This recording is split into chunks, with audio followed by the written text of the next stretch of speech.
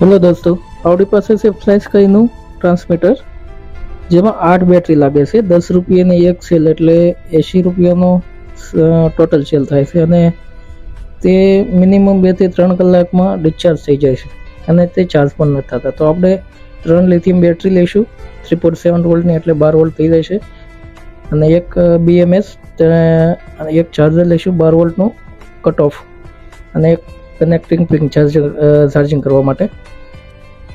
હવે જે lithium battery છે તેને આપણે કનેક્ટ કરી દઈશું વાયરથી. આપણે BMS લગાવવાનું છે એટલે આ રીતનું વાયરિંગ થશે સેલ પ્રમાણે. તેને આપણે BMSમાં કનેક્ટ કરી દઈશું. તો આપણું BMSમાં વાયરિંગ થઈ ગયું છે.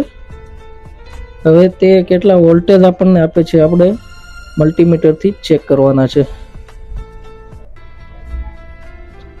તેને આપણે મલ્ટીમીટરથી ચેક કરશું કે નેગેટિવ ને પોઝિટિવ પોઈન્ટમાં આપણને કેટલા વોલ્ટેજ મળે છે. 11.95 એટલે 12 વોલ્ટ ફૂલ ચાર્જ થશે તો 12 પ્લસ આપણને વોલ્ટેજ મળી રહેવાના છે.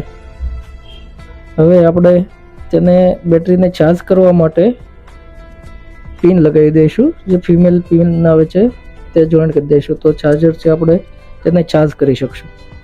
હવે આપણા ટ્રાન્સમીટરમાં જે નેગેટિવ ને પોઝિટિવ પોઈન્ટ છે તે આપણે આપણું કનેક્શન જોઈન્ટ કરી દેવાનું છે, સોલ્ડરિંગ કરી દેવાનું છે. આપણું જોઈન્ટ થઈ ગયું છે. હવે આપણું જે BMS ને સેલ ને જે ઓપન છે મતલબ શોર્ટ સર્કિટ થઈ શકે તેને આપણે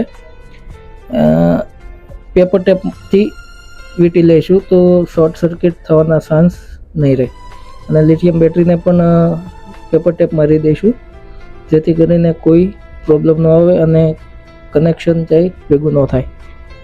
હવે આપણે તેને સરખી રીતે સેટ કરી દઈશું અને તેને પેક કરી દઈશું. ઓકે, આપણું કામ રેડી થઈ ગયું છે.